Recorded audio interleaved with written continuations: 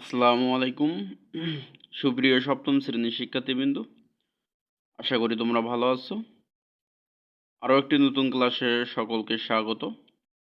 আজকের ক্লাসে আমরা আলোচনা করব এবং সমাধান করব সমীকরণ সমাধান।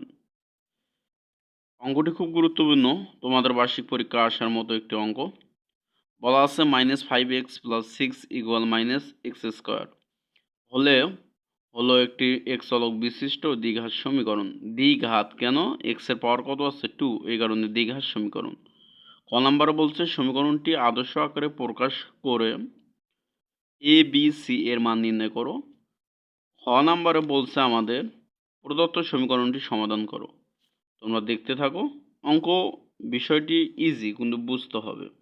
তাহলে আমাদের ক নাম্বার আমরা সমাধান করব। ক নাম্বারে আমাদের বলছে সমীকরণটি আদর্শ আকারে প্রকাশ করো। তার মানে সমীকরণটি যে এইটা আছে এটা আদর্শ আকারে নেই। তাহলে কি করব আমরা? দেওয়া আছে লিখব। দেওয়া আছে লিখলাম। দেওয়া আছে -5x + 6 = -x²। তাই এটা আদর্শ আকারে নেই, আদর্শ আকারে রূপান্তর করতে হবে। আদর্শ আকারে কি? a(x² + bx + c = 0। এটা হচ্ছে আদর্শ আকারের সমীকরণ। এটা একটা সমীকরণের আদর্শ রূপ এইটা। তাই এই সমীকরণের প্রথমে কি আছে? x², এরপরে একটা x আছে, এরপরে কি আছে? ধ্রুবক। তাহলে আমাদের এই x²টা কি আছে? যে ডানে আছে, এটা পার করে নিতে হবে। তোমরা জানো ইকুয়ালের এক পাশ থেকে আরেক পাশে হলে চিহ্নর বিপরীত হয়। তাহলে এটা মাইনাস আছে, আমি যদি এই পাশে নিয়ে আসি তাহলে প্লাস হবে, তাহলে +x² হলো। আর এইটা তো এই পাশে আছে, তাহলে এই পাশে যেহেতু আছে আর এই পাশে থাকবে, চিহ্নর কোনো পরিবর্তন হবে না। তাহলে এই যে -5x থাকলো, +6 থাকলো। এই পাশে কিছু থাকে না, মানে 0। এটা আমাদের আদর্শ রূপ হয়ে গেল। এখন আমাদের যেটা কোশ্চেনে বলছে দেখো, কোশ্চেনে বলছে কিন্তু এ বি সি এর মান নির্ণয় করো। তার মানে দেখো এই x² এর সহগটা কি a, x এর সহগটা কি b, আর কনস্ট্যান্টটা হচ্ছে c। তাহলে আমরা লিখব ax² + bx + c = 0। সমীকরণের সাথে তুলনা করে পাই। সমীকরণের সাথে তুলনা করে পাই, বা আদর্শ সমীকরণের সাথে তুলনা করে পাই। তুলনা করে পাই। তুলনা করে পাই। বা তোমরা লিখতে পারো ax² + bx + c = 0 আদর্শ সমীকরণের সাথে তুলনা করে পাই। তাই লিখলাম আমি। এখন দেখো আমাদের সহগগুলো লিখতে হবে এবং চিহ্ন সহকারে। তাহলে এই যে x² এর সহগ কিছু নাই, মানে এখানে কি আছে? 1 আছে, তাহলে +1। তাহলে a ইকুয়াল হবে কি? 1। এবং x এর সহগ কত আছে এখানে? -5। তাহলে b ইকুয়াল হবে -5। চিহ্ন সহকারে লিখব। c হচ্ছে কনস্ট্যান্ট, ধ্রুবক। ধ্রুবক কত আছে? 6। তাহলে c ইকুয়াল 6। তাহলে আমাদের কিন্তু ক নাম্বারটা সমাধান হয়ে গেল স্মুথলি ভাবে। বলছে এ বি সি এর মান নির্ণয় করো। তাহলে এর মান কত পাইলাম? এর মান পাইলাম 1, বির মান পাইলাম -5, সির মান পাইলাম 6। যদি সমস্যা হয় তাহলে ভিডিওটি আরও একবার দেখে নাও, তাহলে ক্লিয়ার হয়ে যাবে। এরপর আমরা খ নাম্বার সমাধান করব। খ নাম্বার বলছে প্রদত্ত সমীকরণটি সমাধান করো। তাহলে আদর্শ আকারে সমীকরণ নিতে হবে আমরা। ক নাম্বারে পেয়েছি ক হতে পাই, ক হতে পাই।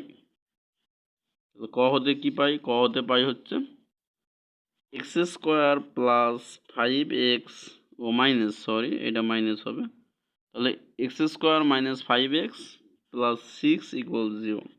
তাহলে এটা 0 যেহেতু, তাহলে আদর্শ সমীকরণ। তাহলে আমাদের মিডল টার্ম করতে হবে। মিডল টার্ম করব আমরা। তাহলে x² থাকলো, এখানে মাইনাস মাইনাস থাকলো, এখানে +6 থাকলো, ইকুয়াল 0 থাকলো। এখন এখানে কোনো সহগ নেই, মানে কত আছে? 1। তাহলে এই 1 দিয়ে ধ্রুবকক গুণন করবো। তাহলে 6 কে 6।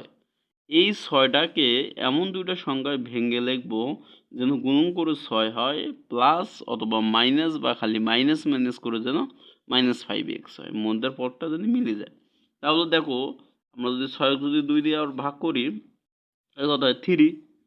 3 আর কত? 2। 3 আর 2 কত হয়? 5। 3 আর 2 কত হয়? 5। তাহলে এই যে 2 এবং 3 পাইলাম, 3 বড়, তাহলে 3টা লিখবো আগে 3। এর সাথে শুধুমাত্র এখানে x যদি থাকে x যুক্ত করব, y থাকলে y যুক্ত করব। তাহলে x আছে, তাহলে x যুক্ত করলাম। এখন দেখো এই যে মাইনাস, এবং প্লাস, এই মাইনাস প্লাসে কি হয় মাইনাস, আর একটা কি সংখ্যা থাকলো 2, তো 2 সাথে কি দেবো এক্স। এরপরে আমরা এই দুটার থেকে কমন নেব, দেখো কি কমন যায়, সেম জিনিস এখানেও আছে এখানেও আছে, কি আছে এক্স আছে, এবং কি যাবে এক্স স্কোয়ার যাবে না খালি এক্স যাবে কমন, সর্বনিম্ন কি আছে এক্স, তাহলে একটা এক্স কমন গেল।